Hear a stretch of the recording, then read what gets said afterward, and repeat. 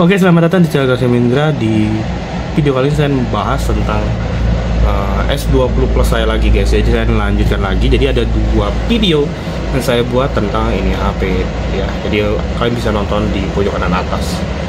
Jadi kemarin yang terakhir saya buat video dan unboxing dari LCD baru HP ini, guys. Jadi ini S20 Plus.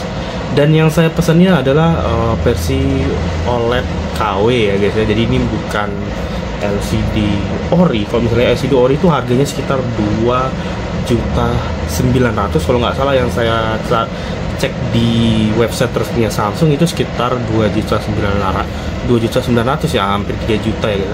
Sedangkan untuk LCD yang saya beli ini harganya cuman 1,1 juta.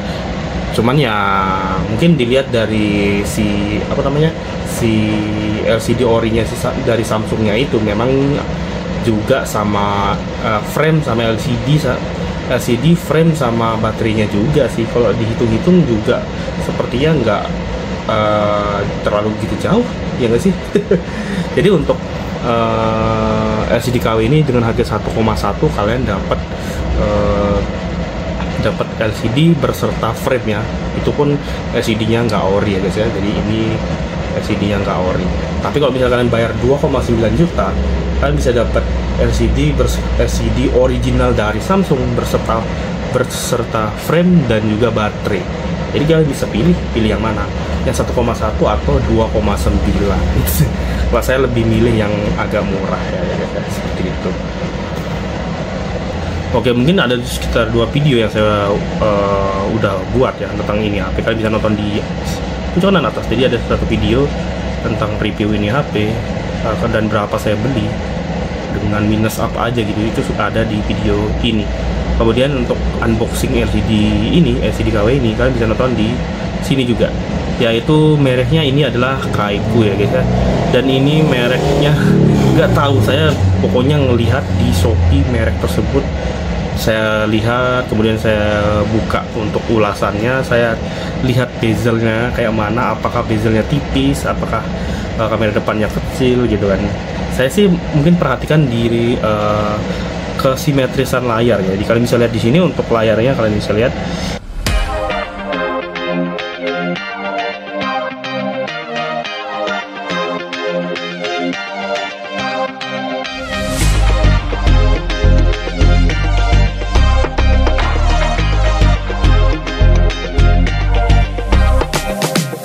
ini simetris banget ya. Ini bisa dibilang ini saya terangkan lagi. Cuman di sini ada minus yang agak mengganggu, dan ya pokoknya di video ini saya bahas semua minus dari LCD ini ya. Nah kalian bisa lihat, tapi untuk satu kelebihan yang mungkin sangat menarik di HP ini ya, di LCD ini sorry. Jadi di bezel bawahnya ini di semua bezel nyalain dia, atas, bawah, kiri, kanan, itu tipisnya itu dan kesimetrisannya itu hampir mirip kayak LCD orinya guys, atau LCD bawaannya gitu. Nah jadi ya selain simetris juga, jadi LCD ini juga layarnya melengkung ya guys ya. Jadi untuk lengkungannya itu hampir mirip kayak ori, cuman mungkin sedikit lebih tebal untuk bezel kiri kanannya LCD ini. Cuman ya sedikit aja, tapi ya tetap melengkung. Ada lengkungan sedikit aja, lengkungan di sini kalian bisa lihat nanti kan. Ya walaupun memang nggak terlalu jelas kelihatan ya lengkungannya. Fokusnya juga susah. Nah itu entah kelihatan apa enggak lengkungannya. Aduh. Seperti itu sih. Ya kalau untuk dari segi tampilan bisa dibilang oke ya guys. Cuman satu jadi masalah itu di bagian ini. Jadi kamera depannya ini cukup gede ya guys ya. Untuk kamera depannya ini. Oke, jadi untuk ya seperti yang saya bilang tadi, untuk kamera depannya ini gede banget nih. Saya akan perdekat lagi. Tuh kalian bisa lihat kamera depannya. Dan untuk jadi karena segede ini ya untuk kamera depannya, jadi saya akan coba buka Facebook ya. Nah ini kalau Facebook nggak kelihatan ya guys ya. Jadi batas status barnya itu jadi lebih guys, di kamera depannya itu jadi melewati status barnya gitu. Oke, jadi ya kalian bisa lihat, maksud saya itu begini guys. Jadi kalian bisa lihat untuk di kamera depannya ini guys tuh. Jadi karena saking gede yang kamera depannya, ini kalian lihat status barnya tuh jadi jadi kayak gini. Jadi kamera depannya tuh ngelewati batas dari garis status barnya tuh. Ya, jadi masih jadi kelemahan LCD ini cuman satu ya. Maksud saya tuh untuk kepersisian layar ya. Kalau untuk kepersisian layar, untuk yang dagu bawah, kiri kanan atas itu bezelnya udah oke. Cuman ya kamera depannya aja yang masih gede gitu guys. Nah, jadi ada satu kelebihan selain bezel yang simetris, saya pilih LCD ini karena ya fingerprintnya support ultrasonic ya guys ya. Jadi ya untuk fingerprintnya support ultrasonic dan cepet banget guys. Ya jadi ya sama kayak fingerprint ultrasonic di bawaan LCD bawaannya guys, cepet. Nah kemudian untuk multi touch ini saya udah coba ya sebenarnya sih, tapi ini dia bisa sampai dengan 10 sentuhan. Ini 5. Nah saya mau nyoba 10, tapi ntar saya tarik sebentar. Nah saya akan coba 10 sentuhan. Tuh 10 ya, bentar saya kasih lihat tuh. Untuk multi touchnya 10 sentuhan. Nah, di sini saya bahas tentang ketajaman layar ya guys. Jadi untuk ketajaman layar yang ori, jadi untuk HP ini ketajaman layar orinya adalah itu resolusinya ya guys ya, itu 2K. Tapi untuk LCD ini ya ini cuman Full HD doang guys ya. Jadi ya oke lah, yang penting nggak 720p gitu ya. Intinya ini udah Full HD, tapi ya memang belum 2K ya. Jadi resolusinya ini nggak setajam layar orinya yang udah 2K. Ini masih Full HD. Tapi menurut saya sih udah cukup ya guys ya, untuk ketajaman layarnya udah cukup oke menurut saya. Tapi mungkin bagi kalian yang udah biasa pakai layar 2K sih bakal agak aneh ya, kelihatannya mungkin agak buram gitu ya. Dan mungkin kalian merasa kayak aduh LCD-nya kok gambar ketajamannya kok jelek banget gitu kan. Ya itu mungkin karena kalian udah terbiasa sama resolusi 2K gitu ya. Nah, jadi kalau misalnya pengen lebih jelas lagi, kalian harus setting ke WQ HD Plus, dan ini harus banget kalian setting. Karena kalau nggak kalian nggak setting kayak gini, ini gambarnya bakal agak sedikit kurang ya, akan sedikit buram, apalagi di bagian tulisan itu bakal kurang jelas. Cuman nih kalau misalnya nggak terlalu diperhatikan dari dekat juga sebenarnya aman-aman aja sih gitu. Jadi intinya LCD-nya ya sekelas HP murah Full HD yang biasa gitu guys ketajamannya. Tapi kalau untuk warnanya itu 11-12 saya udah bandingkan sama LCD ori dari Samsung Note 20 Ultra saya, dan warnanya sama aja guys. Ketajaman warnanya sama ya. Cuman ketajaman warnanya. Ya ini maksud saya ini ketajaman warna ya, bukan ketajaman gambar. Untuk ketajaman gambar ya jelas jauh bagusan yang ori yang udah 2K gitu kan. Nah namun untuk jadi kekurangan kedua dari LCD ini adalah saya tadi kan bilang kan di bagian kamera depan ya itu gede, itu kekurangan ke-1. Dan kekurangan keduanya adalah refresh rate-nya ini cuman bisa 60 Hz. Jadi ini misalnya saya akan nyoba ubah ke Full HD untuk resolusinya, dan saya tinggikan untuk refresh rate. Itu bukan settingan di mana tadi? Tar guys, mana sih kemulusan gerakannya? Jadi ini saya pilih yang tinggi, dan yang terakhir adalah tetap sama kayak 60 Hz, jadi tidak ada perubahan. Resolusi animasinya tetap malah tambah patah-patah menurut saya ya dibandingkan sama 60 Hz gitu. Saya setting ke 120 Hz, justru di sini patah-patah guys. Ini satu-satunya yang agak membuat saya kecewa sih dari LCD ini guys. Dengan harga 1,1 menurut saya ini sayang banget ya, untuk refresh rate-nya ini cuman di 60 Hz doang. Padahal dari kesimetrisan layar ini udah oke banget, dan ketajaman warna juga udah oke, dan ketajaman gambar juga udah lumayan bagus, walaupun memang nggak sebagus yang 2K atau LCD orinya gitu. Tapi ya refresh rate-nya saya sangat disayangkan. Karena dimana saya udah pernah nyoba LCD KW juga, tapi di Poco X3 Pro yang sudah 120 Hz, itu LCD KW pun masih bisa 120 Hz. Tapi ini HP kenapa nggak bisa gitu? Ini LCD kenapa nggak bisa? Padahal ini mahal LCD-nya, ya kan? Walaupun KW mahal ya, dibandingkan sama Poco X3 LCD di Poco X3 Pro saya waktu itu yang saya ganti ke KW juga yang merek OG itu support 120 Hz. Tapi ini malah yang merek Kaiku ini cuman 60 Hz doang. Saya udah setting ke sini tetap patah-patah ya, tipikal 60 Hz, dan bahkan kayaknya lebih nge-lag lagi daripada 60 Hz ya. Kalau di setting ke 120 Hz justru malah kayak lebih nge-lag lagi gitu. Entah ini mungkin bug atau gimana, saya nggak tahu.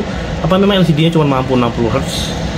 Oke, kemudian yang terakhir adalah ghost torch ya. Jadi untuk ghost torch ini hampir nggak ada ya guys untuk ghost torch-nya.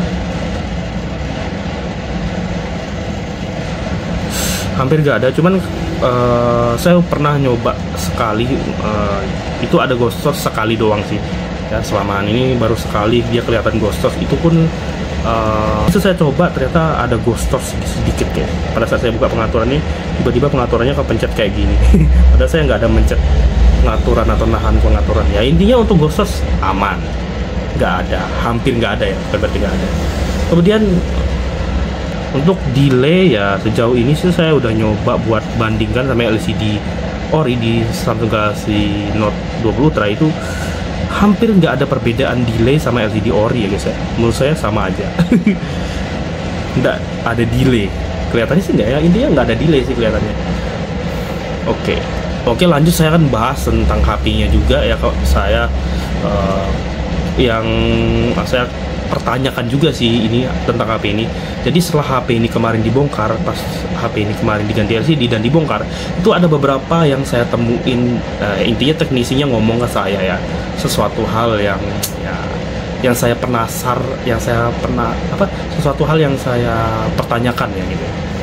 Pada saat dibongkar sih sama teknisi tersebut, akhirnya teknisinya ngasih tahu, dan ya saya awalnya juga ngasih tahu kalau speaker atasnya itu nggak bunyi, dan teknisinya pada saat bongkar, teknisinya bilang kalau sebenarnya memang speaker atas ini nggak ada guys. Bener-bener memang nggak ada dia. Jadi memang orangnya ini entah kayak mana ceritanya, orang yang jual HP ini ke saya itu entah dikemanakan gitu speaker atas. Jadi ini dipakai buat nelpon dipakai buat nelpon ini susah guys, nggak bisa. Jadi harus loudspeaker, dan ketika telinga saya tempel di sini juga sensor jaraknya tuh nggak berfungsi gitu. Entah memang dari LCD-nya atau gimana. Sensor jarak, kemudian untuk kecerahan otomatisnya pun di sini kayak nggak berfungsi guys. Jadi ini saya matikan untuk kecerahan otomatis saya, karena kalau misalnya saya nyalakan ini nggak fungsi sama sekali guys ya. Ini memang ketika saya matikan, mungkin saya nyalakan ini bar kecerahannya bakal turun ke sini, tapi cuman ke sini aja. Walaupun di cahaya di sekitar itu terang maupun redup, itu dia tetap mentok di sini, dia bakal tetap di sini. Ketika saya aktifkan kecerahan adaptif, dia bakal di sini terus, terlepas dari cahaya sekitar itu seperti apa, terang atau redup, dia tetap mentok di sini. Nah, terkait kemarin saya pertanyakan juga tentang ya baterai yang agak aneh, kemudian tiba-tiba tiba-tiba kurang sendiri, bahkan pas HP-nya dimatikan pun baterainya juga tiba-tiba kurang sendiri. Itu kan agak aneh kan. Jadi padahal HP-nya udah di daya mati, tapi baterai tetap berkurang gitu kan. Jadi kemarin saya sempat matikan HP ini ya, saya matikan selama 3 hari dan saya nggak pakai, saya taruh di laci ya. Kemudian pas saya keluarin lagi HP-nya dan saya coba nyalakan, ternyata HP-nya itu nggak nyala. Saya kira rusak, ternyata baterainya 0% guys, padahal awal saya simpen itu masih 70%. Nah, ini masih jadi pertanyaan. Ini sebenarnya memang ada dua kemungkinan dari masalah di HP ini guys. Entah itu baterainya mungkin yang memang udah soak, atau kedua ada masalah di mesin HP ini guys, karena suhunya memang juga agak kurang normal ya guys ya. Menurut saya itu agak panas dibandingkan sama S20 Ultra saya ini. Note 20 Ultra saya ini masih ada Note 20 Ultra saya, cuman kalau dipakai ngerekam ini kayak panas banget sih. Memang normalnya S20 Ultra memang panas loh buat ngerekam video, dan ini saya akan cepat-cepat akhiri video ini sebelum HP ini meledak ya. Tapi ya untuk si S20 Plus ini memang nggak normal panasnya guys ya. Tapi ya masih lebih adem Note 20 Ultra saya ketimbang ini S20 Plus ini gitu. Tapi ya kalau mau dibilang sih prosesornya dua-duanya sama ya, pakai Exynos 990 ya. Jadi seharusnya sama. Cuman mungkin karena ini HP lebih kecil, jadi untuk pembuangan panasnya juga makin kecil. Tapi itu nggak memungkiri sih, tetap aja menurut saya agak aneh ya. Kalau soal suhu ya masih oke lah, tapi baterainya ini yang jadi masalah. Padahal HP-nya udah dimatiin tapi masih bisa berkurang baterainya, kan aneh. Oh ya, ini makanya saya kenapa masih berasumsi kalau mungkin ada indikasi kongslet atau rusak mesin. Karena pas orangnya bongkar, katanya juga ini mesinnya ini ada pernah kena air, kata orang seperti itu guys. Dan jadi untuk total yang saya habiskan dari S20 Plus ini ya, saya akan hitung di sini. Jadi ya dari HP-nya, jadi untuk harga HP-nya dengan minus kamera depan kotor, big door pecah, LCD garis, dan juga speaker atas yang nggak dikasih tahu sama orangnya kalau speaker atasnya nggak ada. Itu saya dapat ini dengan harga 1 juta, dan saya belikan LCD seharga 1,1. Jadi kalau misalnya di jumlah itu habisnya itu sekitar 2,1 juta gitu ya. Jadi LCD 1 juta, kemudian HP-nya 1 juta, LCD-nya 1,1 ya. Jadi LCD-nya berserta frame ya gitu ya. Nah, kemudian untuk speaker atas tadi bakal saya ambilkan copotan dari S20 Ultra. Untuk baterai yang kemudian saya beli online nanti di Shopee yang merek Rafi Panda ya, mudah-mudahan. Tapi nggak tahu, masih mikir sih, belum ada uang juga, dan nanti mau lebaran juga. Nah, dengan 2,1 juta kan bisa punya Samsung Galaxy S20 Plus dengan kamera yang tajam ya, walaupun nanti ini mungkin saya harus ganti lagi untuk kaca kameranya biar lebih bagus ya, karena hasilnya masih agak kurang bagus karena ya ada debu, ada kotor lah untuk kaca kameranya. Kemudian ya walaupun RAM 8128 buat sekarang memang masih kurang sih, cuman ya dengan harga 2,1 ya kita bisa apa gitu. Sudah dapat HP sebagus ini dan semewah ini ya nggak apa-apa, kita syukuri aja. Prosesornya juga bukan yang lambat juga ya, Exynos 990 itu kenceng guys, walaupun memang belum 5G. Ya mungkin kalian bisa bandingkan dengan HP 2,1 juta yang baru ya. Itu kalian bisa dapat Infinix Note 40 atau kalian bisa dapat Xiaomi Redmi Note 13 atau enggak Infinix Note 40 kalau misalkan nambah sedikit lagi. Tapi ya buat mana yang recommended itu tergantung dari kalian ya guys ya. Kalian terkenal seperti Samsung ya, HP jadul yang mewah ya gitu ya, kamera bagus, atau pengen HP yang baru yang nggak banyak masalah gitu. Kayak terserah dari kalian pilih yang mana. Tapi ya untuk performa ya masih tetap bagusan yang ini guys ya, dibandingkan Helio G99 juga masih bagus yang ini guys. Antutunya juga ya ini masih bisa dibilang kencang ya. Nah, sekarang yang terakhir adalah terkait green line. Untuk green line seharusnya sih menurut saya itu nggak bakalan terjadi untuk di LCD KW seperti ini guys, karena ya yang buat juga bukan si Samsung ya. Ya memang ada nyuri-nyuri dari Samsung, karena ya LCD OLED pasti ya Samsung memang yang buat gitu. Cuman ya bukan 100% Samsung yang buat ya. Saya nggak tahu ya apakah nanti bakal green line apa enggak. Ini tunggu aja nanti videonya kalau bisa terjadi. Mudah-mudahan cocok jalan-jalan terjadi dah. Oke. Udah, kayaknya mungkin segitu aja untuk video kali ini ya, bahas review LCD Kaiku yang saya beli di online ya. Review LCD di Samsung Galaxy S20 Plus dan juga isi LCD KW ya, dan juga bahas sedikit keluh kesah dan minus-minus yang masih jadi misteri di HP ini ya. Sekian dulu untuk video ini. Jangan lupa like, subscribe, dan komen, dan kita ketemu lagi di video selanjutnya.